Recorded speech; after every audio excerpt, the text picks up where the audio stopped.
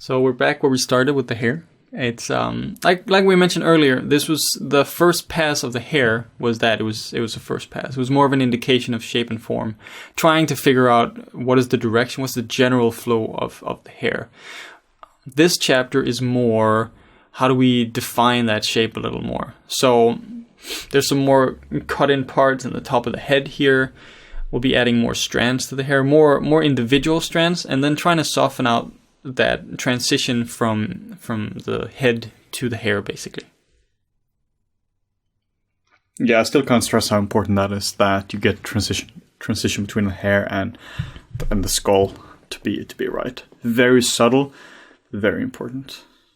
And again, the closer you are to your symmetry line, the more obvious symmetry is going to get. So in this part here, that's why I'm deciding to turn off symmetry, just because it makes it more organic looking. And again, I pretty much think this is going to be the standard brush for this entire chapter, just because the standard brush was made for this. Yeah, they didn't know it, but damn it, it was a hairbrush all along. You have all matter of hairbrushes as well. They can do amazing things with hair, but for me, I'm so vanilla when it comes to ZBrush. Yeah. Really, I really like the standard brush. It does exactly what I need it to, and I control it. I can control it how I want to control it. Yeah. I think sculpting hair isn't particularly interesting. It's something that, because it's so repetitive, it's it's basically the same kind of stroke over and over again. The tricky part about hair is how do you get it to flow together? And how do you make those shapes between the bigger strands of hair and the smaller strands of hair? How do you make those flow into each other nicely? Because you don't want to have just a straight line from, like with this kind of haircut, just a straight line from where the hairline is back to the bun. No. You want to try and interlock them a little bit so they have a nicer flow. Nice overlap, stuff fades in and out. Yeah.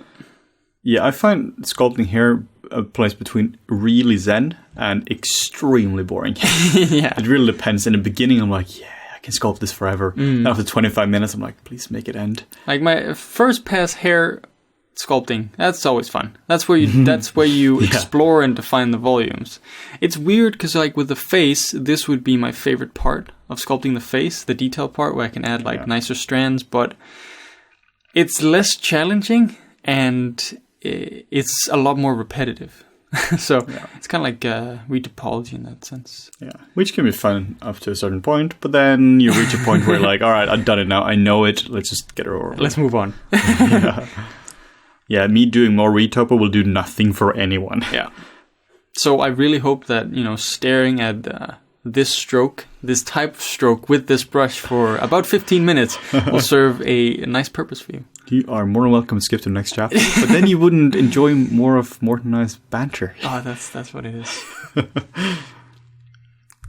I was kind of undecided on this bun part here because I think halfway through I started thinking about it as more of a, what if the bun was like, it's like a cup that you just put on the hair, you sort of like twist it up or something. Maybe like a flower or something. You've seen that before where you interlock the hair with flowers or something. But I really couldn't be asked to add that kind of detail to it. No. So I just started going like, yeah, whatever. Yeah, it's now hair. You also see that as we got further and further along, adding detail to the bun, the strokes get more erratic. It's just trying to simulate sort of how would hair flow in a bun, because there's a lot of loose hairs. Obviously, there's going to be the main volumes that will be defined that sort of dictate the main flow of the hair. But then here, like here's just some crazy strokes. A lot of stray strokes. Yeah, exactly. Sure. If you don't have that, it's going to feel like a commercial for shampoo or something where you spend 10 hours in the makeup chair. Maybe we should try to sell this tutorial to a makeup company, like a shampoo company. Yeah. I don't actually know what purpose that would serve. I have absolutely no idea. But, well, they would learn how to sculpt human faces. Yeah, there we go. How to art direct those faces for commercials. Another thing that you will see me skip on is the back of the head. I try to emphasize a lot the importance of the back of the ear. And that is important. But the back of the head is not something that we will be looking at for this tutorial. You should totally prioritize the back of the head for your characters if you know it's going to be seen as well. Yeah. But for the purpose of this tutorial, I'm not assuming that most people are here for the back of the head section No. of the tutorial. It's the face part, which is interesting. Yeah. So that goes for the hair as well. I start to skimp out on the level of detail and the Even kind of for strokes. portfolio, if I were to do a turntable of this, I wouldn't do a 360. I would do like 180. Yeah. I would do from like this angle we're seeing now, and then just 180 degrees to see the other side of it. Yeah. Because otherwise you're just wasting everyone's time. If the front of the head is fine, if you were reviewing it, we're assuming the back is probably okay. That's how you deceive everyone. Yeah. Your evil plan is working. Again, important to vary your stroke in terms of additive and subtractive. The subtractive strokes can just help add a little more depth. Yeah. Especially if you place them like here right next to an added stroke, and you place a subtractive one right next to it, that just increases the contrast in the volume. When you're doing this, well, I recommend that you squint your eyes, just so that you can see like if there is real depth into it. It's so easy when you're doing this that it's all just one plane with subtle variation in it. Yeah. But you really want it to actually be like crevices and highlights. You want that to be deep. So deep. So deep. Because otherwise there's just no contrast at all happening. And without any contrast, there is no interest. Yeah. And the moment you were to have like a medium shot or something like further away, it would just blend into one. And again here, now that I'm far enough away from the center line, I'm back into symmetry mode. Just because I could think of nothing more boring than sculpting the same kinds of strands of hair on either side of the face, especially when it's a character that's only going to be rendered from one side. Yes. I felt no need to vary those strands. Maybe you do for your piece. Maybe it's needed. In that case, I'm sorry. So in here, down here, towards the closer we get to the ear, the more fine the hairs get. That's just how the hairs are. Some women tend to have more loosely hanging hair down there. Sort of like it's hard because you can't really put that up in the bun just because it's too short, basically. I found it to be really cute, where you just have this like really soft hair. Yeah.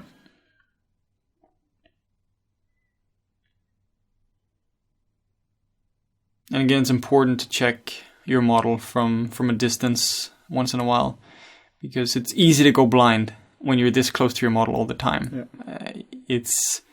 It might even look fantastic this close up, but then once you get further away, you squint your eyes a little, you start to realize that there's just too much noise in there, or there's not enough detail, or maybe there's too much detail. It really helps to change your perspective.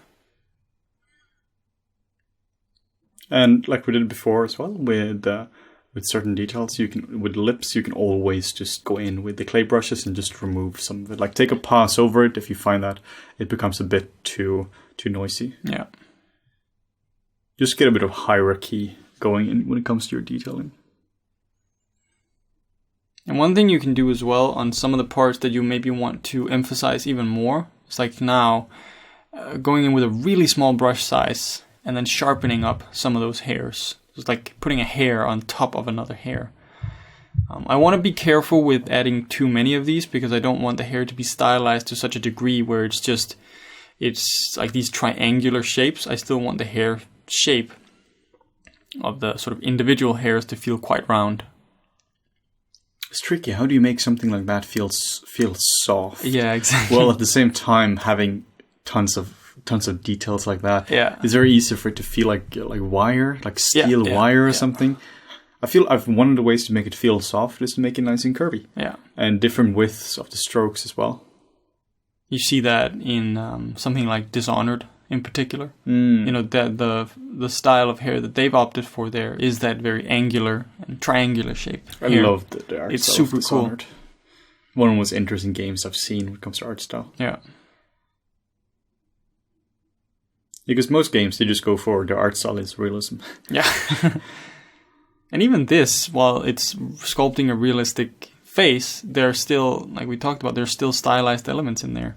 Not because you can't sculpt realistic faces, but stylized elements tend to help your sculpt a lot. Yeah. Because it simplifies something that can be really complex and might actually not even look better in real life compared to when you're stylizing it a little bit. Or you could just say you don't know how to sculpt realism. Yeah, you could do that as well.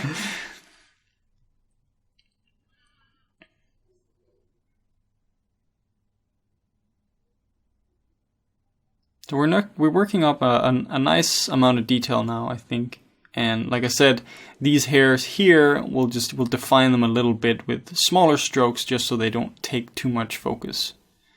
Because that's what they look like, more or less, in the real world, basically. You can see here the smaller strokes really serve that purpose of trying to blend it in a little bit better. You don't just want the rough, big strokes to be what connects it to the face, because that could be quite harsh. So the smaller strokes here just really help to integrate it a little better.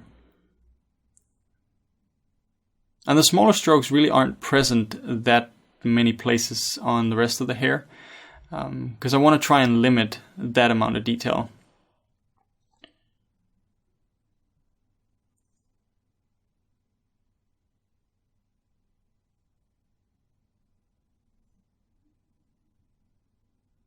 And a nice little trick, actually, you can see here I'm actually still using symmetry even though I'm close to the symmetry line. That's because we have bigger forms that take more priority than the smaller forms. So sometimes you can make that work.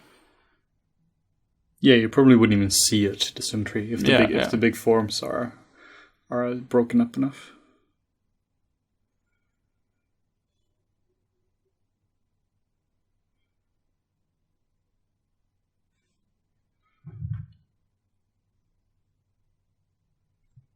And again, I want to stay true to the direction of going towards the bun for most of the hair.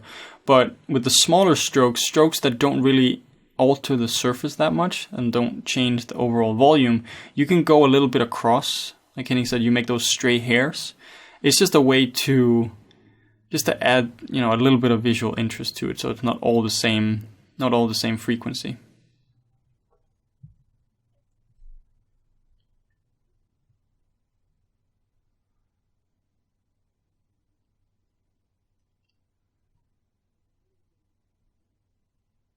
But there's a limitation on sculpting hair like this, which is what we'll be looking at the bonus chapter, where we'll actually be adding, separate geometry like we talked about. It just helps with that extra level of detail to just create a little more separation. Because I think this technique does have its limitations. I really like it. I'm a much bigger fan of it when it's integrated like this. It just helps to ground the look a little more.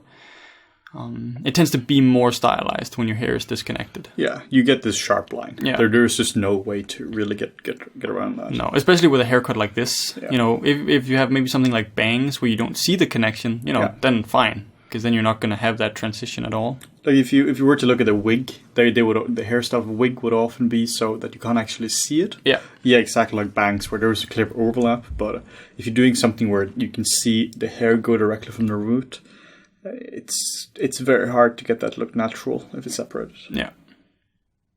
I just do it because it's a lot easier. Yeah. But it doesn't look as good, I think. One issue you can run into if you're using a too fine a brush is that if your underlying forms aren't clean enough, then it's going to look more undulated. You're going to have a lot more, the frequency is going to shift a lot more, and it can look more uneven. So there's a lot more noise in there. So that's one of the dangers of adding smaller details on top of these mid-frequency details.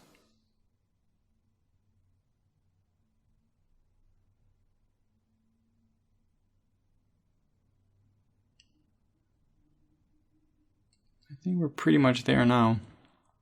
It's just...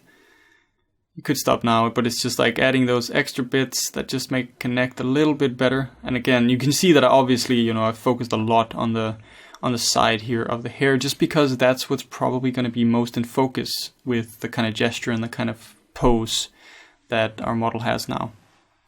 And this is where I just go crazy. It's just to add a few stray hairs here and there, just to break it up just a little bit more. And that was 15 minutes of the standard brush and hair. Yeah, essentially. I actually don't think we maybe used the move brush a little bit, but that was about it. And that's how you sculpt hair. That's how you sculpt hair.